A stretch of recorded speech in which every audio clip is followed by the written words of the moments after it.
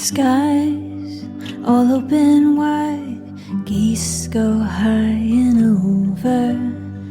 Oh, now you're a beachcomber, a fistful of sandfire, sea, lavender. See you next year.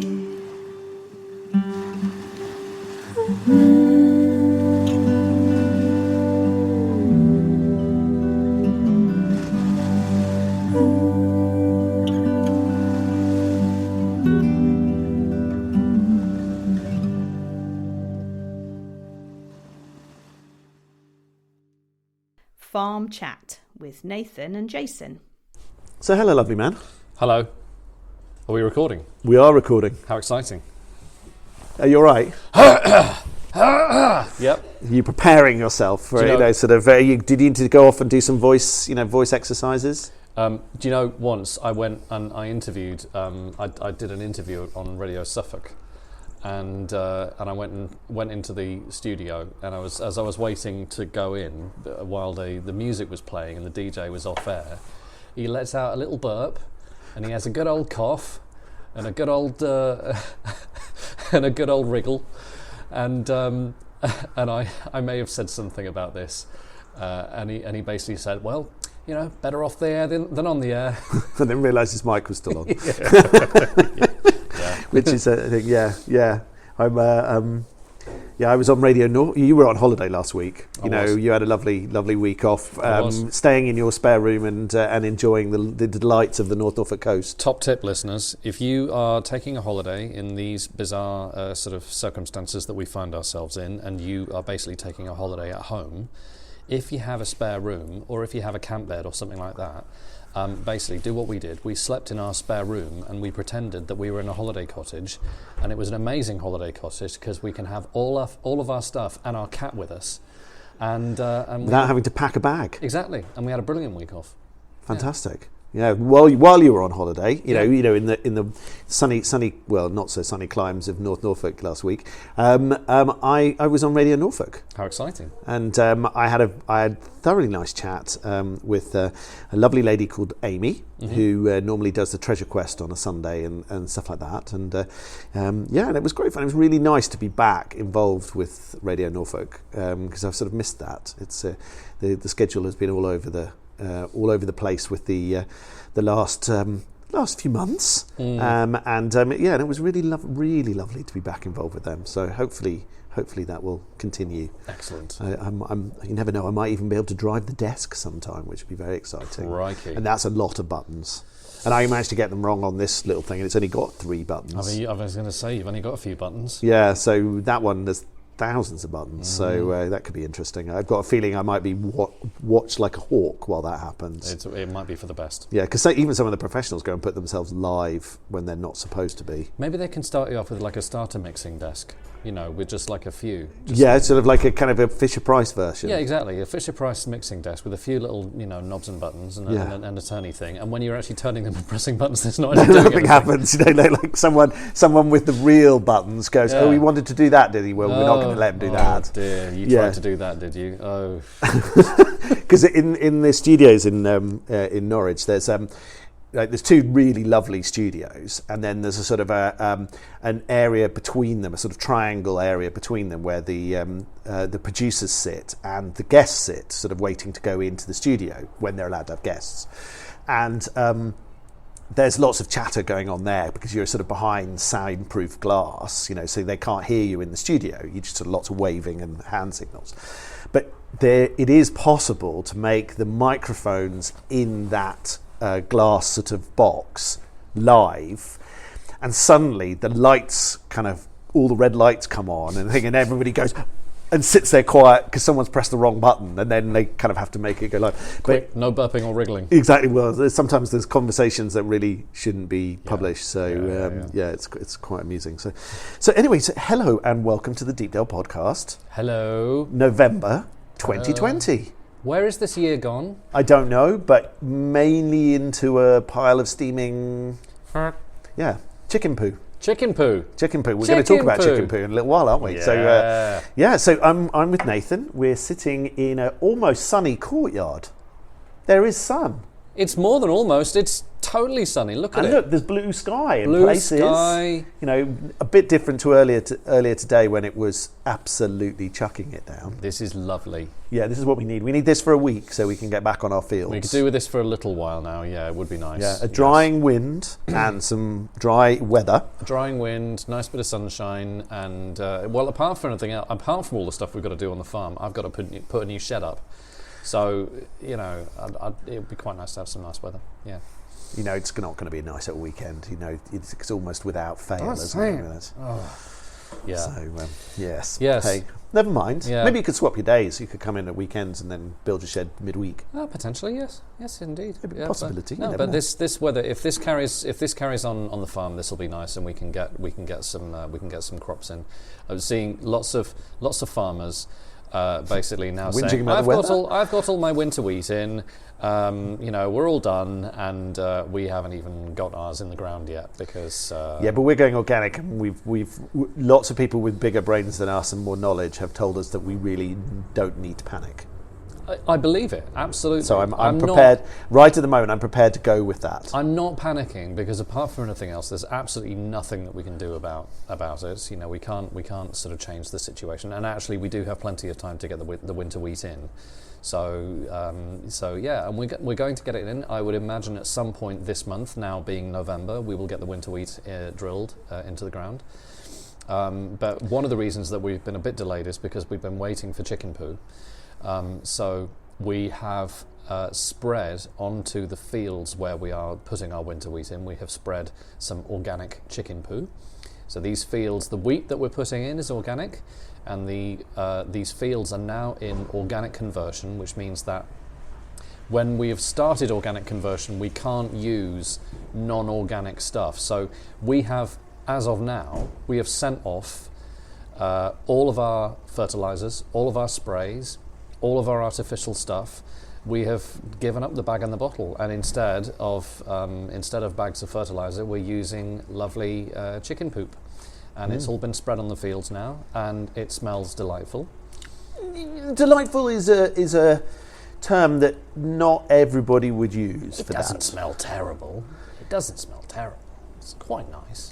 I think it's better than the NutriBio stuff that we put on from Anglian Water last year. Yeah, it's a little bit less stinky than that. But I mean, it's it's all Pretty good. pungent. Yeah. Well, it's all good. We know it's going to do us some good. It's a good source of organic matter, and it's a great source of various different nutrients, and we have it on very good authority that we can expect an improvement in our wheat yield off the back of having put this chicken poop on, so it's worth the wait. Yes, definitely.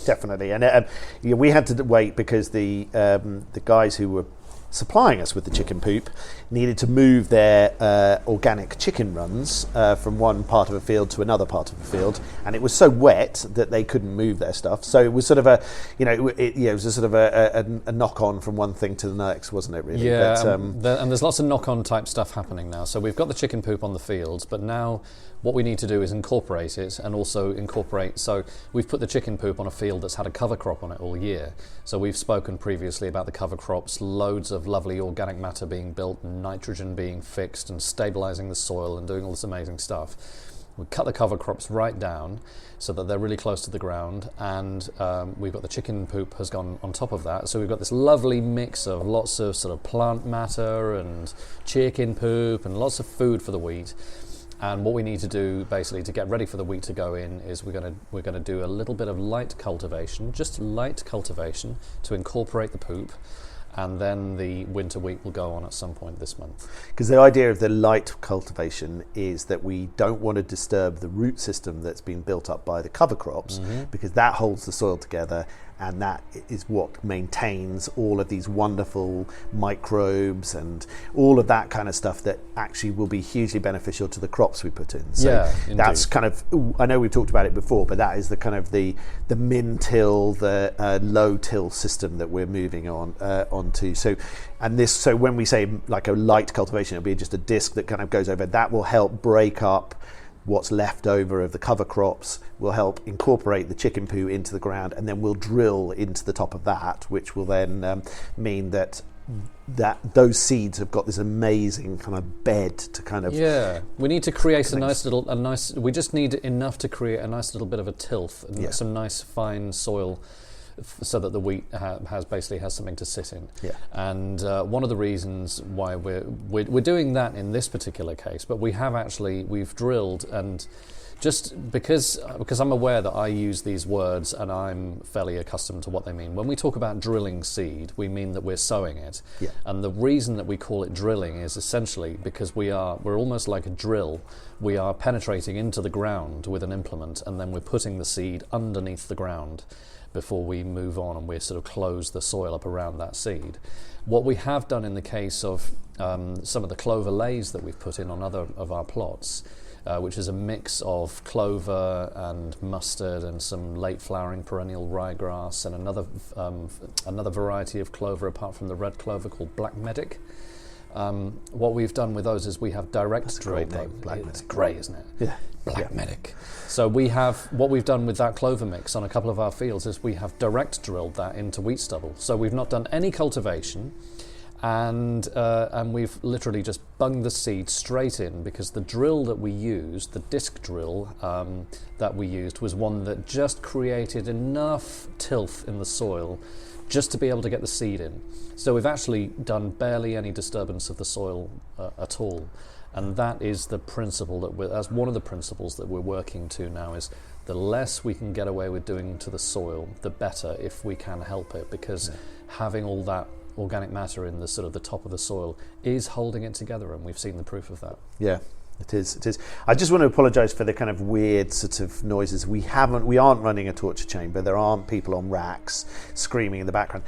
Basically, the church is being re-roofed, and the guys who are re-roofing it are cutting various bits and pieces to finish off a whole lot of the sort of the odds and sods around the Saxon Round Tower and round the various other parts of the woods. And it sounds like someone's in quite serious pain, but it promise you it isn't. So I hope that isn't too loud in the background. And it's good to see the roof going back on. It is nice to. I think the church is quite pleased to see the roof going back on as well. So just in time for those services they're not allowed to have. But anyway, never mind. But it'd be nice to see it finally re-roofed, because it's been a while. Yeah, absolutely. It's been a while. Yes. Scaffolding's gone up. Scaffolding's come down. Scaffolding's gone up. Scaffolding's come down. Yeah, indeed. And it's it is nearing completion. So fingers crossed they can get it all done in the not too distant future, and then we'll have the roofers on our barns. Yep. So in case you thought you were going to have some nice peace and quiet living in Burnham Deepdale, I'm afraid not, because we're going to be re-roofing all the barns this winter, trying to stop the water that runs in occasionally and makes our crop wet. Indeed, yes. And for anybody who's been to any of the gigs here, the barn roof, brick barn roof, which is where our main stage is for our festival and other events, that is being re-roofed as well, which is going to be very exciting, because that is going to have roof lights. So there's going to be some nice light coming in there, and it's going to be watertight, which will make the bands and Tim with his very expensive sound equipment very happy as well.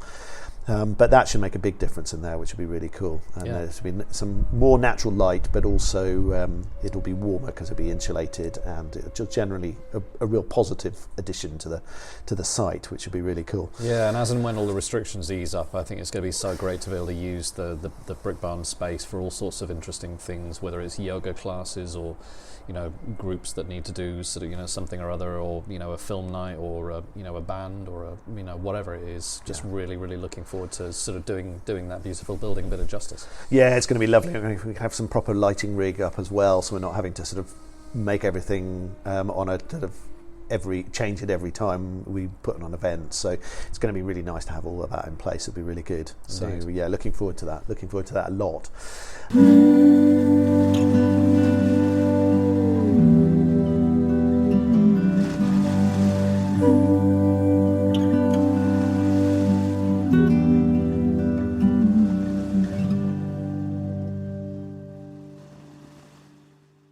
One of the things that has been really good news in the last few days is the fact that we've had some soil testing done, and it has scientifically backed up our educated guesswork of what we should be doing and our gut feeling of what we should be doing with the fields, in the fact that we are moving to this low till,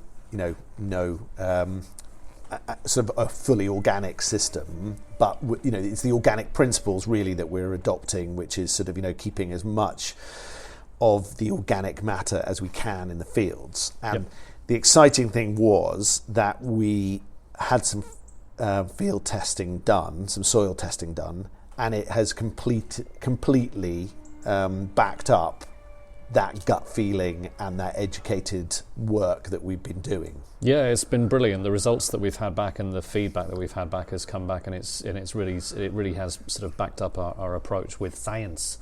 So it's been very satisfying. And the soil on the farm is not in fantastic condition. We know this and this is one of the reasons why we're taking the farm organic and why we're making all the changes that we are. But the approach that we've taken for the past good few months now that we've been sort of starting to do this, and certainly into the next 5 years, is absolutely the right approach. And essentially what we were told was, keep doing what you're doing, more of the same. Yeah. Really interesting. We actually went out on the farm with Steve, and we walked you walk a big W shape across a field, and you take little core samples as you go with a little sort of little auger, basically, little metal stick, and we're dropping bits of this soil into a bag, and actually sent them off to a lab. We have to be careful to avoid picking up any rabbit poo or stuff like that, so that we don't skew the results.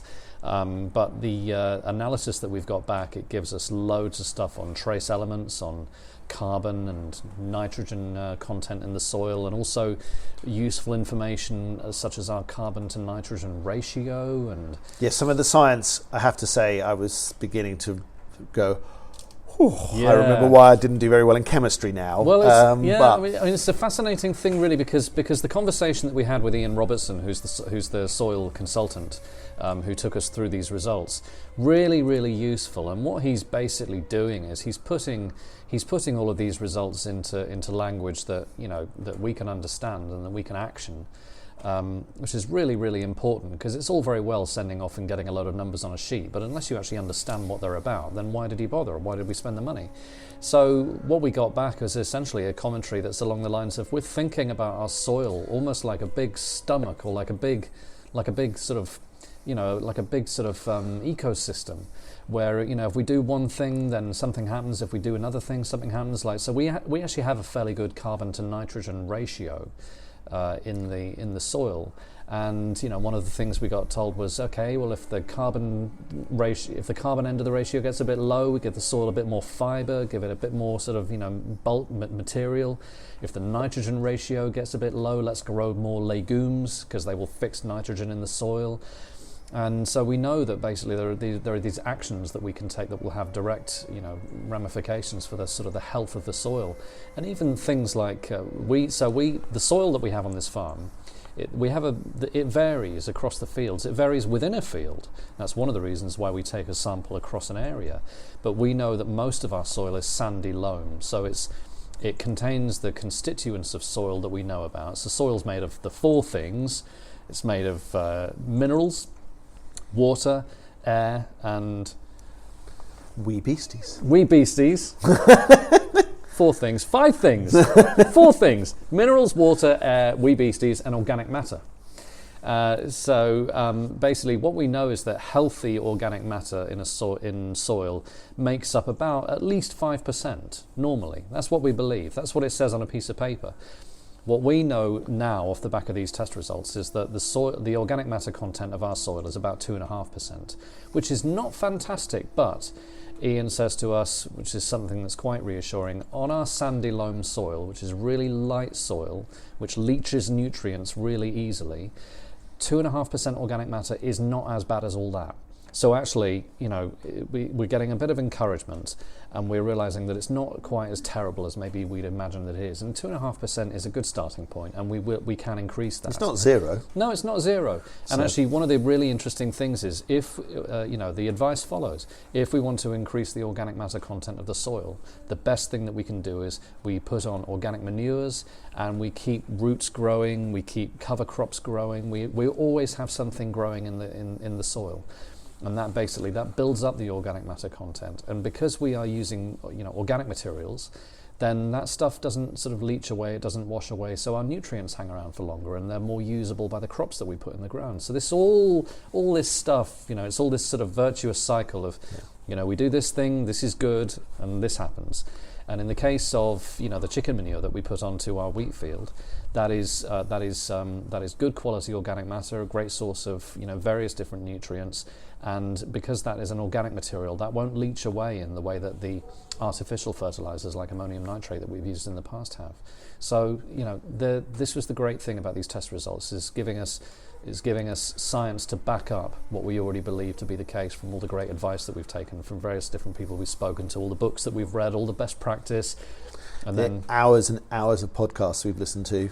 My goodness, yeah. So and videos we watched and seminars we've sat through and all sorts of stuff, and none of that stuff has made me think what a waste of time.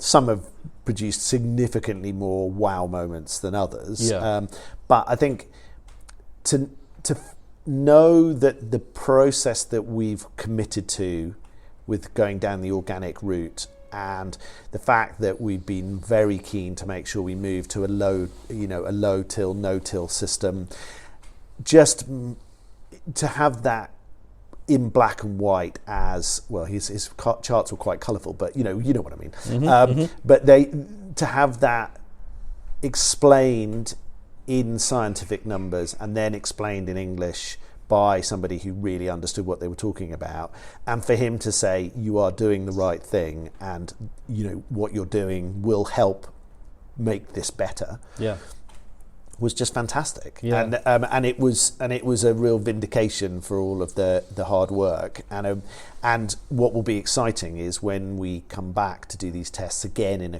a few years' time, will be really interesting to see the impact of the processes that we've taken, and I think and there's so much stuff that I listen and read now, and it just seems to be becoming, and I know I'm in the hunt for it, so therefore I am a sponge for stuff that talks about regenerative farming, but the amount of stuff out there about regenerative farming in comparison to just a year ago is truly staggering. There are so many more ways to learn about regenerative farming, and so much more understood about it, and so much more in terms of case study, best practice, that kind of thing. And the great thing is that we're working with various contractors to do things. So Jack, who did our harvest for us, and various others.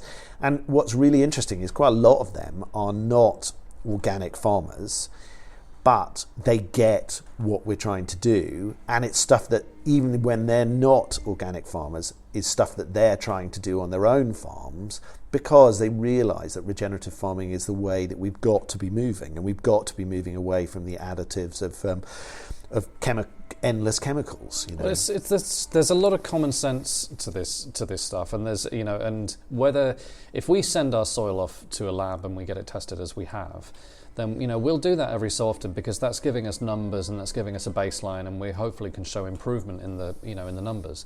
But also what we can continue to do, which is something that from the conversations that we have with various different farmers, there is no substitute for walking out into the middle of a field with a spade, digging out a spit of soil and basically having a look at it and seeing how it looks. Do you have big compacted plates of it that are solid? Logic basically says water's not going to percolate through that, and earthworms are going to have difficulty moving through that. Do you have nice dark soil that's showing evidence of lots of organic matter? Do you have earthworms? This is really basic stuff, and actually this is the same thing that farmers are doing, that we're hearing about, that we've started doing much more of, that gardeners know full well makes complete sense. And it's actually a lot of this stuff is actually just about applying common sense, getting your hands dirty, and developing this understanding. And I think the sense that we had, with our developing our understanding of Deepdale Farm, even just at the beginning of this year, is that you put on a massive sack of sort of nitrogen fertilizer, and then it rains heavily, and it's all gone. Well, what happened to it? It all felt quite abstract, and this feels much more relatable and much more tangible and much more satisfying to have this understanding. The great thing, actually, because a lot of the work about where we're going with the farm, going organic and the no-till system and all that sort of stuff is stuff that you and I have been doing, and we've tried to kind of keep Stephen and Estelle sort of in the loop and sort of explain them, but they haven't been on the learning curve that we've been on. And so, but to watch Steve's face while this was being explained to him by Ian was fantastic, because there was a sense of kind of like, they're not insane. They are. This has been thought about. This is part of the process of changing the way we farm Deepdale.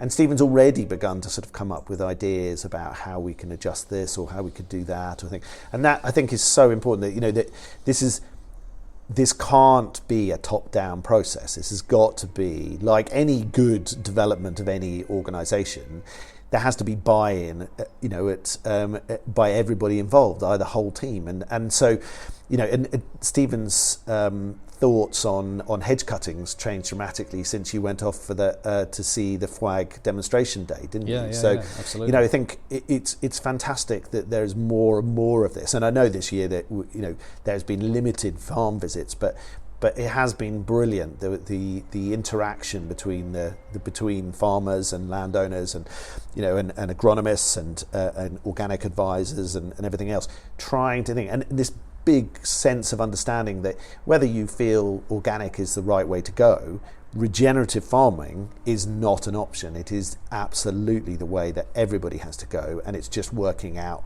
how far you take that to moving on from the bottle, basically. I think the vast majority of farmers want to be doing better by their soils, understand the logic and the sense of this, and the frustration probably for some time has been that the regime that's been there for supporting farms has not necessarily been conducive to doing that properly, to actually sort of ensure that farmers can do it and that it can be affordable and that farmers can make a living from it.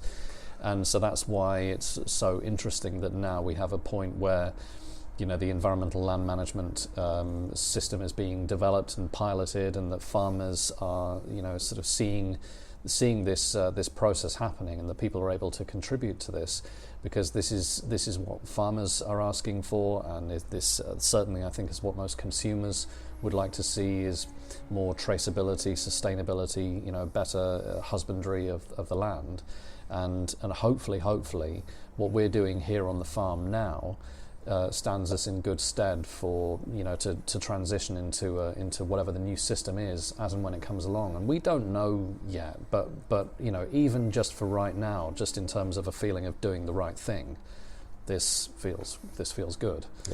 Yeah, definitely. Well, thank you, man. I hope that this month dries up a bit and we get some more land work done. That'll be really good. Yes. And the interesting creations with the Deepdale flour continue. We are enjoying a lovely fruit cake from Michael Howard, our retired foreman, which was seriously delicious. That was really good, which he'd created with Deepdale flour. And our next half ton of Deepdale flour that's been milled is pretty much ready. So that's going to be exciting to get that. Yeah. Especially in these days of panic buying flour. Indeed. So that would be really good to have those. And it's just, it's an absolute pleasure to be working on this process with you, and it is really exciting. And as much as we stand there scratching our heads occasionally, like talking about how we undersow crops, like we were this morning, and trying to work out the dynamics of that, it's great to be able to pose a question and go, right, let's just work out what the answer is. Not like oh, let's just give up. This is it's a really big learning curve for both of us, but really interesting how many other people are going through that learning curve as well, and how much sharing of knowledge there is to try and really kind of put that together. So it's very exciting. Indeed, and long may that continue. Yeah. Cheers, man. All the best. Keep well, and we'll see you soon.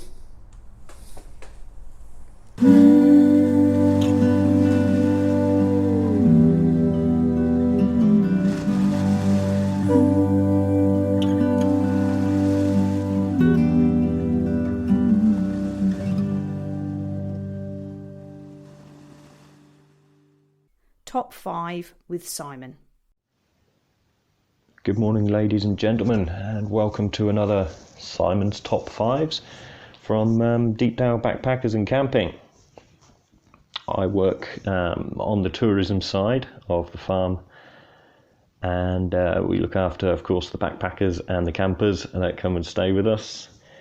And often they're here because they are walking, and they're walking either on the Norfolk Coast Path or they're doing some of the walks in the local area. Of course, a lot of them have picked up the West Norfolk Coastal Treasures booklet, and they've had a look through and they've decided, oh yes, and rightly so, of course, oh yes, Deepdale Backpackers and Camping, that looks as though a good place to stop and then take all of these walks on. So they're right, of course they are. And I'll just talk you through some of the walks that are available right on the doorstep here. Well, bar one. But yeah, they're all available right on the doorstep of Deepdale Backpackers and Camping. So, number one is, of course, what we call the Out and Back here at Deepdale, which is the simplest by far. Just head across the road, 50 metres from our front door, and you're on the Norfolk Coastal Path. Runs straight through Burnham Deepdale, and is very easy to get to. So essentially from us, you just head right and walk along the bank, and you just stroll along the bank, and you get to the 90-degree corner right out on the marsh. This bank divides up the fresh water and the salt water from the farmland and the salt marsh. So head out along that bank, turn around, and head back to Deepdale. Doesn't sound like much, but I highly recommend it. It is a mood changer, and it is just, the air out there is so crisp and so refreshing. It's just the out and back. There's not much more to say about it, but it is a rewarding walk, and one I highly recommend. If you stay with us, do it. The second walk, I like to recommend people, if they're a little bit more capable, they could walk along the Norfolk Coast Path again to Brancaster Staithe, head inland, past the Jolly Sailors and up onto the hillside there, where they will find Barrow Common. Very popular spot, but if they walk along the very front of Barrow Common, I say the front, the north side of Barrow Common, there's some woodland there, and a little path runs along that edge and just provides, through the trees, the most beautiful views of the North Norfolk coast. Really gives you a good sense of the scale.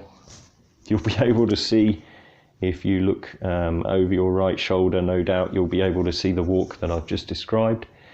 And if you look left, you'll see Brancaster Beach. If you time it right, you'll get a sunset or a sunrise coming through the trees behind you. And it is a magical little place, Barrow Common. So go up there, have an explore, and then walk down towards Brancaster. We can provide you all the maps and information if you need it at the VIC, but do walk along there and then back onto that North Norfolk Coast Path. If you take that route that I've just mentioned towards Brancaster, you will go past, of course, the Roman fort, or what used to be the Roman fort, one of the largest Roman settlements in England. And yeah, you can then head back along the Norfolk Coast Path, and you'll be back at Deepdale grab a pizza from the Wood-Fired Pizza Company, grab a bottle of wine from the shop, and you're set for a lovely stay. My third walk is the Norfolk Coast Path. Often overlooked, and people like to chop it up and exploit certain parts of it, but I would say from Hunstanton to Wells is one of the nicest parts of the Norfolk Coast Path, and very rewarding. So if you're heading from Hunstanton to Deepdale, you've got a beautiful walk that'll take you around Titchwell by taking you up onto the farmland, and then along and back down into Brancaster, and through the marshes there, along the boardwalk, all the way to Deepdale, of course, and then heading from Deepdale to Wells. It's a real treat. It's essentially the half of the out and back, as I mentioned earlier, and then carrying on up to Burnham Overy Staithe Mill and into Burnham Overy Staithe, and then down along that creek to Holcombe Bay. And that is a real gem. That little walk from Burnham Overy Staithe down to Holcombe Bay is a beaut, and one that changes throughout the year, so you can do it multiple times. In the summer it's full of people playing in the creek, and the heat and the expanse of Holcombe Beach is there, and of course in the middle of winter you're very lucky to see a sole, and you'll battle the wind and the elements. And then again down there on Holcombe Beach, massive expanse of open sand, and fascinating and thrilling walk down to Wells from, of course, Deepdale. The last walk I've got for you is it's a tough walk. Some people say the worst element it is of the North Norfolk coast. I personally, I love it. I love it to bits, and it's the part that stretches from Cley next to the sea all the way down to Weybourne. People are already, I can sense, gritting their teeth at the thought of it. It is just constant shingle for about 3 or 4 miles. Big rock shingle, and if you want to really have an adventurous walk, one that you will know about when you get home in the evening, do that and push it. And you'll know what I mean if you like that sort of thing. It's a bit of a Coggings walk, so you can gun it, or you can take it very easy with lots of stops. But it's a difficult element of the North Norfolk coast, harder than it looks, and a really enjoyable slog along that coast. And come along, give it a go. You will sleep well, and your legs will thank you for it come the next day. So there we are, ladies and gentlemen. That's my top 5 walks around Deepdale, and ones I recommend you do. So take care out there, folks. Look after yourselves, stay safe, and of course we hope to see you all at Deepdale soon. Much love, folks, and I'm sure I'll catch you, if not next month, another month. Bye.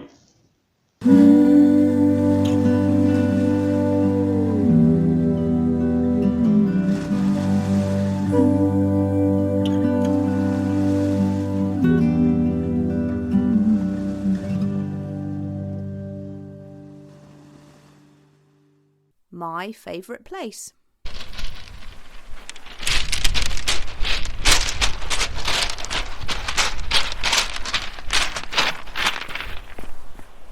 So as many of you will know, a lot of our crew are distinctly microphone shy. There are exceptions, of course, so Georgie, Simon, Nathan, and occasionally when he's in the mood, Chris, are very happy to go on to the podcast.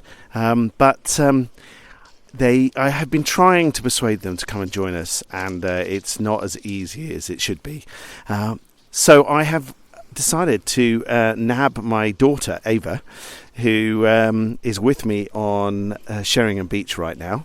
We've had a nice little wander. Maple our dog has had a jump in the sea, and we're going to just chat about her favourite place on the North Norfolk coast, which just happens to be Sheringham Beach. So there we go. So that's partly why we came here, because we thought it'd be nice to record. You'll probably hear Maple wandering around us and crunching on the stones, because the top part of Sheringham Beach is all pebbly, like large pebbles. Quite hard work walking on, but it does look beautiful and sounds fantastic when the waves are crashing against it. And then when the tide is out a bit, there's a beautiful sandy beach below the shingle bank, which we've taken a walk along, but it's slowly disappearing in amongst the sea as the tide comes in. You'll hear the odd other person walking past, but it's very quiet, very, very quiet. But it is November, so not that surprising. So tell me, why do you love Sheringham Beach, Ava? It's just a lovely part of the world, and I love the stones, and it's a lovely place to come swimming in the summer, and all of sort of just... It's a lovely place to come and sit with the family and walk with Maple and sort of just have a good time. And if you, if the weather's terrible like today, are you tempted by the sea? Not really. No, there are a few very, very I guess stupid people who are swimming, but no, I'm definitely not tempted. I think the word you're looking for is brave. Yeah, your face is telling a different story. So there you go. And unfortunately, your favourite place for hot chocolate doesn't look like it's open today. No, it's closed, but they do very good hot chocolate. So what can we see? We can see the RNLI lifeboat station, which is the inshore lifeboat here. It's the sort of fast boat on a trailer that gets sort of dragged into the sea, rather than the one at Cromer, which is the offshore lifeboat, which is on a big ramp. But it's well worth coming in. There's a sort of small museum and a shop. Normally, under COVID rules, it's not quite working like that, but the crew are still on duty, and every so often you see them rushing down from all their various jobs and homes in Sheringham to jump on board the boat. And strangely, Maple, our chocolate Labrador, her the couple that bred her, he is the he certainly was the skipper of the lifeboat here. We have an affinity to this part of the world, and we have bumped into Maple's sister and mother, which the couple still own occasionally when we've come along the beach here. So if we headed into town, what would you be looking for in the lovely little town of Sheringham? All the lovely little shops and the railway station, and very good fish and chip shops as well. And of course, Fat Ted's street food. Ted's, yeah, very good street food. Very good nachos. And it's nice coming down and sitting on the front on a slightly less damp day than today for Fat Ted's street food. It is lovely, and there is some really good fish and chips in there, and there's some actually really good ice cream available as well. Yeah. Not a massive fan of ice cream myself, but for a lot of people, it's delicious. And if you like your shellfish, there's a little sort of cockle bar selling. Is it winkles? Yeah, and my wife is nodding in the background. The knowledge of this part of the coast is very much more in her head than mine. But you can buy all of those weird and wonderful shellfish if you like those with a toothpick and out of a cone. But it depends on whether that's your cup of tea. But it's a beautiful part of the world up here. Lots of big cliffs behind the pebble beach and the sandy beach, and you can walk all the way along the coast. Actually, you can walk. We headed west, heading towards the Muckleborough collection and places like that. But you can head east and you can walk all the way to Cromer and the pier there, and via some of the other beautiful beaches on the way. So it's a lovely place. Well, thanks for telling us about your favourite place. Anything else you want to add about Sheringham or Cromer at this part? No, it's shaking her head. But thanks, and we'll talk to you again, maybe depending on whether we can persuade anybody else to do their favourite place on the North Norfolk coast.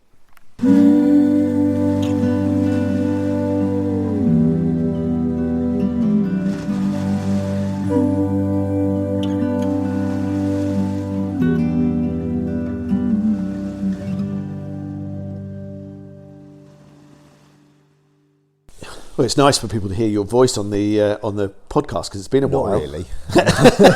I know you're so enthusiastic about it. So shy. Just remember to speak to me. Don't worry about them, and also don't go quiet. No, I'll try not to go quiet. Yes, I know you do when Yeah. you're pondering stuff. Yeah. So yeah. Yeah. Hello, Chris. It's been a Hello. long time. Hello, it has. It has been a long time. It's been a strange, long year. But yes, here we are. And it's nice to have you back on the podcast. Yes, absolutely. Yeah, loving it. You're trying to tell me this is not your natural habitat? No, I'm very, very comfortable on the podcast. Okay, if I put a video camera up, less. Yeah, no, great. Yeah, I love that. That's even better. Yeah. Oh, okay, that's cool. Excellent. So we're sitting in the sitting room. We are. There's a few campers with us having a last hurrah before we go back into lockdown and have to close up. Yeah, with another something. couple yet to arrive. And we've got a couple of people staying in the hostel, just making sure that they're making a use of the last night that they can stay away. Yes, yeah, that's right. And then we're all closed down tomorrow. So for another month or so. Which sort of works because that's when the roofers are coming to do all the work on the barns and re-roof this building that we're sitting in. And a brand new fire alarm system. And a brand new fire alarm system. Yeah. And the removal of the wood burner that we never use, and the chimney's condemned, so that's going. Yeah. So lots of stuff sort of happening, and you're looking forward to the grass growing a lot. Yes, yeah, the grass will enjoy not having people on it, but they're about the only things that will enjoy not having people here. So, yeah, it's very sad, but it has been really lovely seeing the people we've seen this summer. It has. It's been bittersweet. It's been sad to not see so many people, so many regular friendly faces, but the people that we have seen, it's been great to see them. People have come and supported us, a number of times through the year, if they've been able to, with their motorhomes and larger camper vans, and it's been great. It has been great to see them. It's really helped us through what has been a really tough time. Yeah, and I think the many people I've talked to as I've been wandering the site and stuff. It's been really lovely how much they've enjoyed using us as a bolt hole away from the sort of the madness that's going on all around us, and it's been very calm on site, even in the kind of craziness of August, really.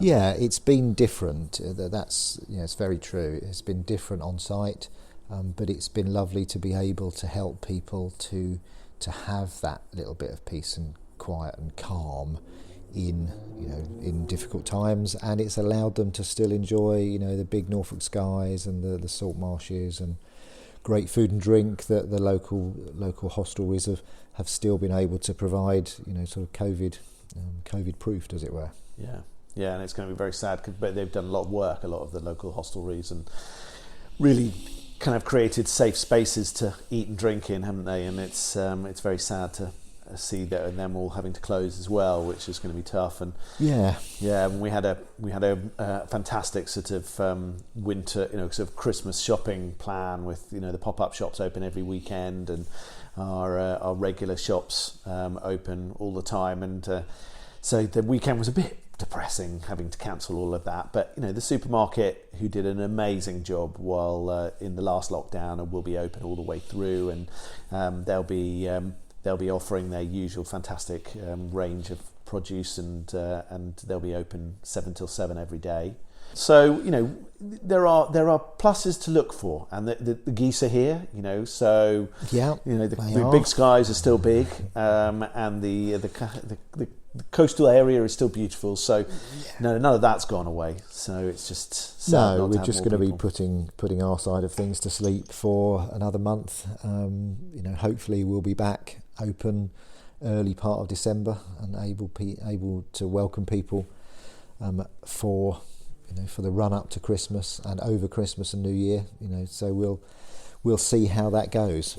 It depends very much on the progress of things, but we'll see. And we'll keep hopeful through that. We'll keep talking about our plans for next year and how they're starting to come together, and look forward to starting to reserve some spaces for people for next season. and really looking forward to welcoming back tents and camper vans, hopefully in the Absolutely. not too distant future. Yeah, 'Cause absolutely. we have you know. missed them a lot. Yeah, we have. They are, what Deepdale is all about. It's got its different strands that we enjoy welcoming to the place here and the coast. And yeah, we miss them a lot. And the sooner we can get them back, the better. We just have to wait for this virus to enable us to feel comfortable enough to do that. Yeah. So what are you going to do with your furlough time? Well, the office is closed and the place is closed. Well, Sheila and I have been talking about having a little plan for furlough this time, so that we a list of stuff we'd like to do or think about. I'll be thinking a bit about here and spring and summer next year, but hopefully reading a bit, getting out, keeping fit, continuing to run, and heading out to see our local pond that we discovered in the first lockdown, and we've seen that through the seasons as we started in sort of early spring and then took it through how it developed through the summer and seen the different wildlife and how the pond looks. And so now we're going to see it in winter as it locks itself down and everything disappears, ferns die back, and all the leaves come off the oak tree that's in the middle of it. And so it's that was a real revelation when we discovered that, because it's only a mile or so from the house, and we just hadn't seen it since we moved there a year ago, and first lockdown gave us the chance to find it.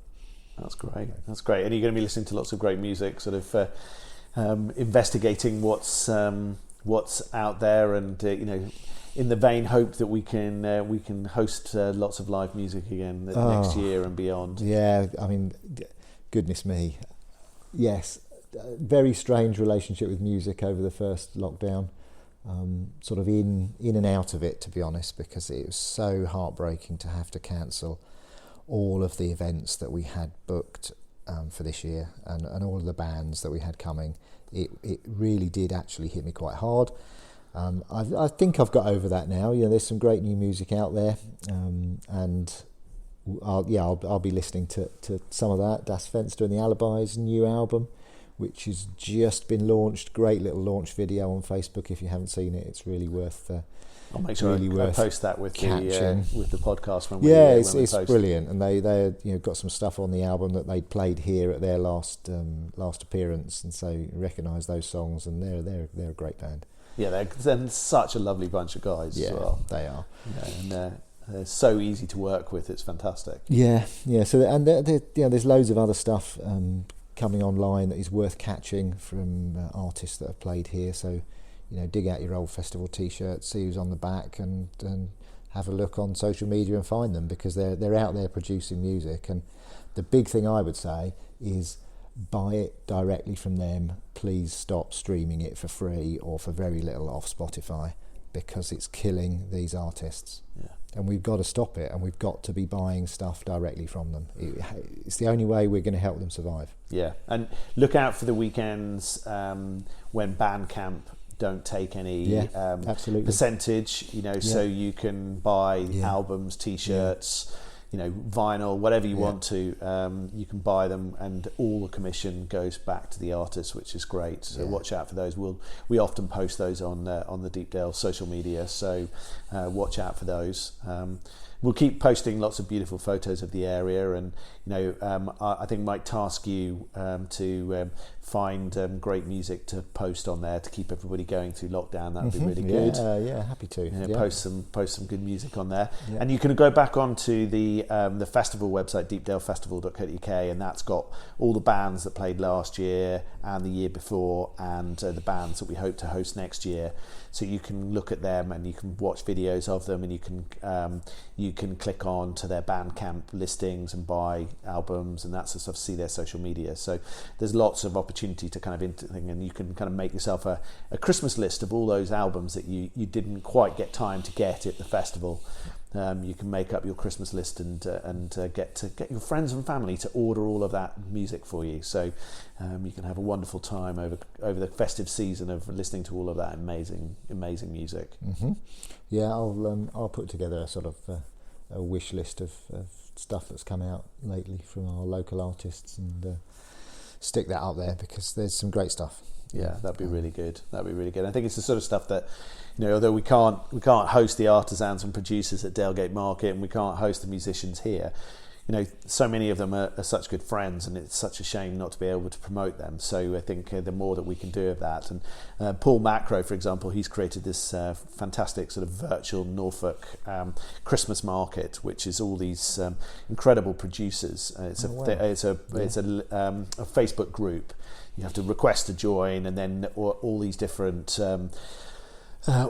producers are posting about stuff that they've got to offer, so you can kind of still do all of your Christmas shopping with all of this amazing range of local artisans and producers, from cheese to beer to chocolate to to knitted teddies. You can get the whole range. So I'm gonna I'll promote that out. It's on our website at the moment, and I'll put that with the podcast and stuff. But definitely have a look at that. So it's the Norfolk virtual arts and crafts fair. But I'll post it out and make sure there's links on everything there. So keep supporting these amazing artisans and producers. They produce really high quality, really lovely stuff, and so many of them have a fantastic service to kind of get that stuff out to you. So if you want chocolate, don't just buy the cheapest you can from the supermarket. Buy something artisan and interesting from one of these amazing producers. And remember that you can still buy your Norfolk Brewhouse beer. You might not be drinking it here, but you can buy it through Beers of Europe, or you can pre-order click and collect from the brewery.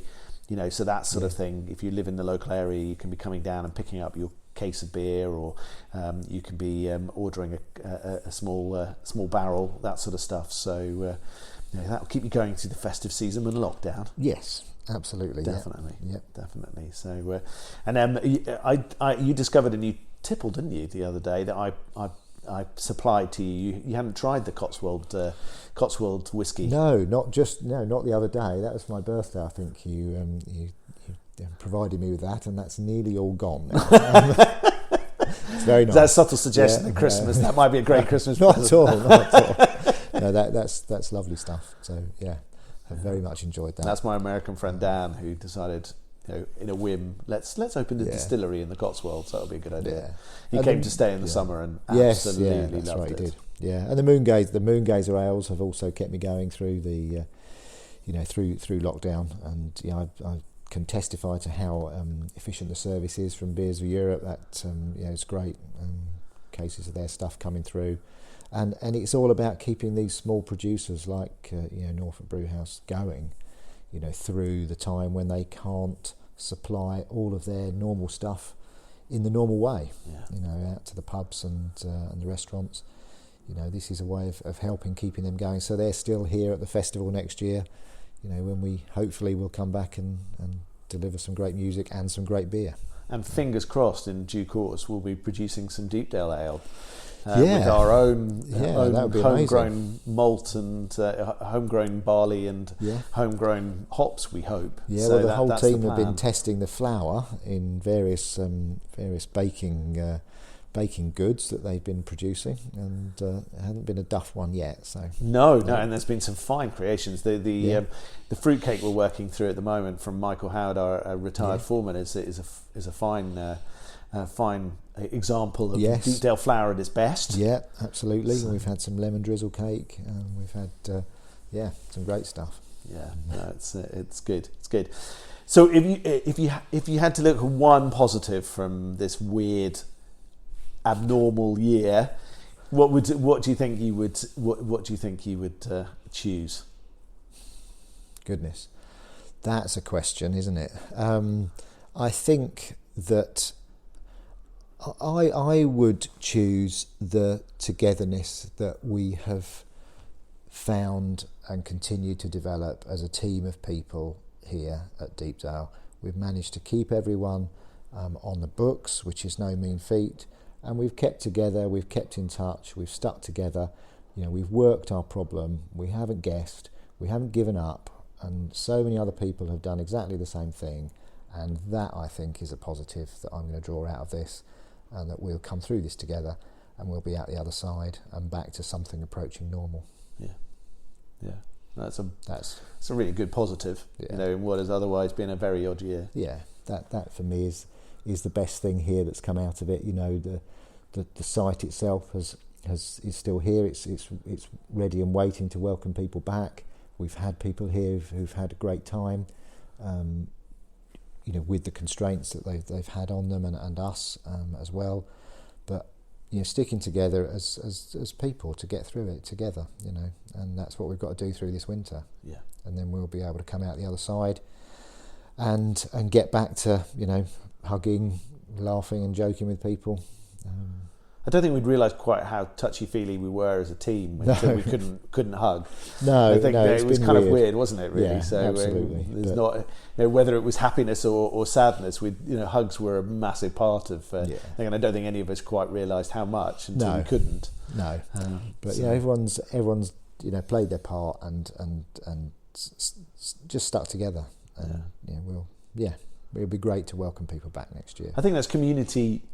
Generally, actually, I think communities on the whole have realised what they have internally, even if more often than not you've just walked past it and not noticed it. Because I think that's true, and I think it's also true that certainly from our perspective, we found little pockets of community and little pockets of activity that we hadn't really used or got to know very well before this thing.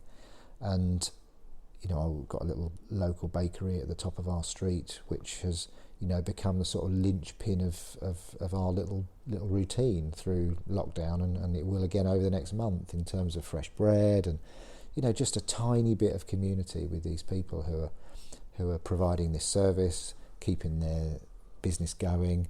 And we've had the John and Sarah, the pizza guys here. It's been great to be able to have just that little bit of contact with them and support them, and they support us, and that sort of thing is so important. It's so important, and it's really been highlighted, I think, by this. Yeah, I think you're right. I think and what I really hope is that people, when you discover those incredible artisans and producers, those people who are really supporting the community, that continues after this. That people remember the people who had loaves of bread for them, had flour, had food for them generally, and who have been, they're profitable business, well, hopefully profitable businesses who are doing it for a profit, but who've been there and done just that extra amount of work to really help the local community beyond just producing whatever it is they produce. Absolutely. I think it will be the measure of the impact that this has had on us as a society, is how we come out of it the other side, and how we continue to support each other and support these businesses, and we're no exception. We're incredibly grateful for the support that we've had from loads and loads of our customers, through this, when they haven't been able to come. It's been humbling. It's been been great to have contact with them when we've been able to have contact, and it will be fantastic to see them again next year. Yeah.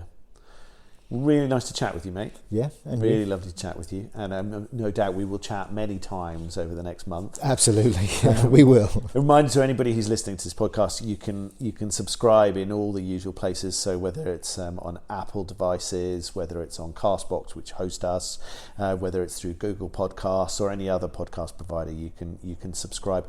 We'd love your comments and your messages. Please do send us an email with anything that you'd like to hear on here. Any interviews you'd like us to do.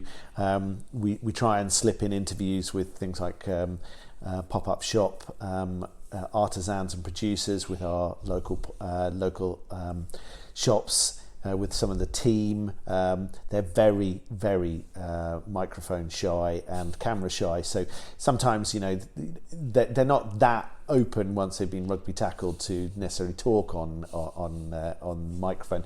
But please do send us your suggestions. If you've got something we should include in the podcast, then let us know. And thanks very much for listening, and we will talk to you again in December.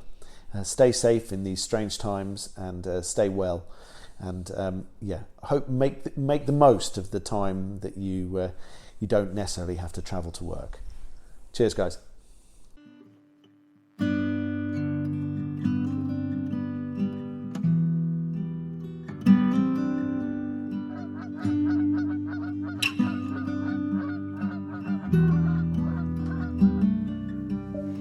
Skies all open wide, geese go high and over. Oh, now you're a beachcomber, fistful of sandfire, sea, lavender, sea.